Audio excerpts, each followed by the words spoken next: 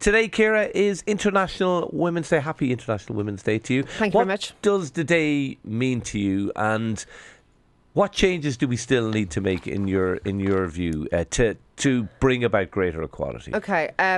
Well, as an international woman, I don't dislike the day, and I see that it is a lot of window dressing, and we will be speaking to Terry Prone, who has some, as ever, very interesting views on International Women's Day. We'll be speaking to her a little bit later on in the programme about whether or not it is just tokenistic.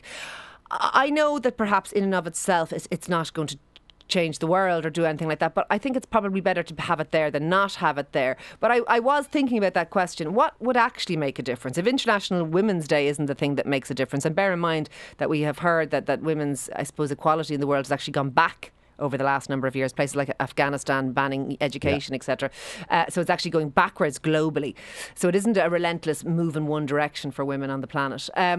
Childcare. I think if we had free childcare, so that there was none of the subsidies, none of this, you'll get it back in your tax, none of this you'll get a grant, or none of this will be reduced a little bit this way or a little bit that way. If it was like education, so that you can go to national school for free, if you could have childcare for free, I think that would be the single biggest game changer. And I think for this, because then there would be a real choice, because for some women there is no choice about whether they stay in the home, and we're going to be talking about the I suppose, gender equality referendum later on as well, but there is no choice because they have to work, because they have to have two incomes, or perhaps they are a single parent and they need that one income. So there is no choice there at all. Or indeed, for women in particularly low-paid employment, there is no option to work, in fact, because childcare would not be covered by the amount of wages that they would bring in. So those women will live permanently for the rest of their lives and their children's lives in a poverty trap. I think if we want to change the face, if we want to level the playing field in a pragmatic and real sense, free childcare at the point of access for anyone who chooses it, men could use it obviously, women could use it, I think that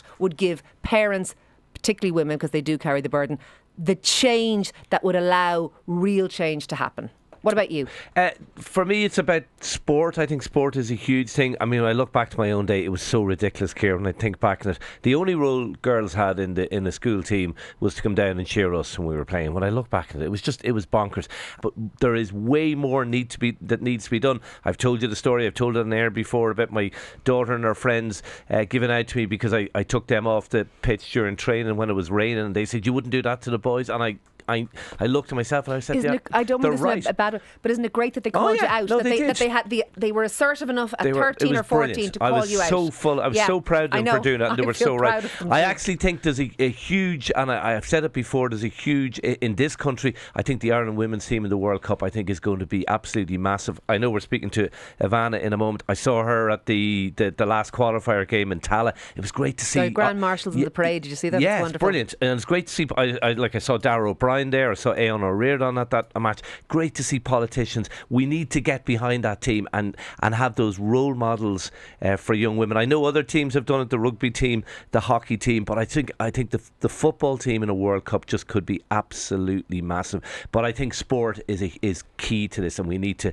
pour money in, pour resources in, and support into women in sports, and I think we'll get a huge dividend. And in terms of equality, I think it's massive. Anyway, look, let us know what is the one thing you would change to bring us closer to equality.